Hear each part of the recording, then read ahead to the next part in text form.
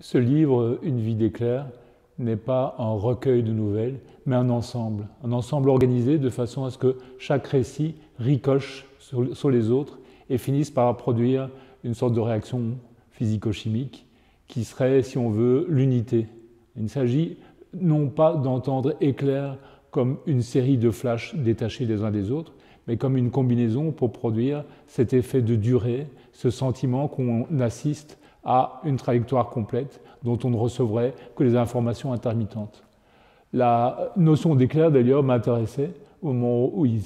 s'agit de choisir un titre, parce que qu'est-ce que c'est un éclair? C'est à la fois de la lumière et de l'électricité. Et donc il me semblait que comme information dynamique, pour décrire cette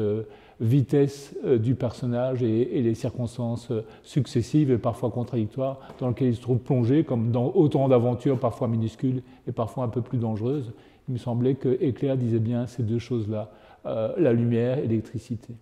Je parle de vitesse, c'est évidemment pas parce que j'ai écrit rapidement ces nouvelles, au contraire.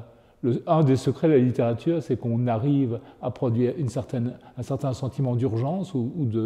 d'accélération du temps avec de la minutie. Autrement dit, il faut de la lenteur pour produire de la vitesse. Donc ces nouvelles, je les ai travaillées pendant peut-être 2 ans, mais certaines ont été écartées parce qu'elles ne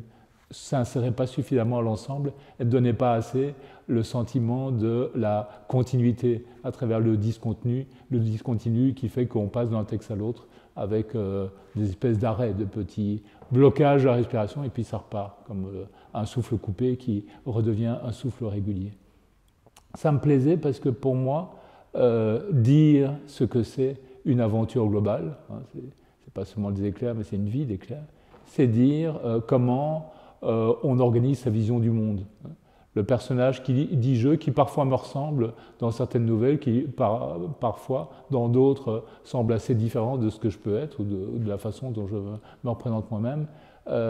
est happé par quelque chose qui manifestement le dépasse et dont on pourrait dire que c'est à travers 1000 circonstances, souvent déplaisantes, parfois avec la rencontre du chagrin ou du malheur, c'est l'appel d'air du bonheur. Et donc, c'était peut-être l'autre paradoxe que le récit général du livre essaye de vaincre, de dépasser et de transformer en hasard heureux, c'est qu'à travers différents moments de chagrin, de retrouvailles, de déconvenues qui peuvent être à l'intérieur de certains ou de presque tous les récits, il y a une sorte de manifestation globale, de vue d'ensemble de quelque chose qui serait le bonheur.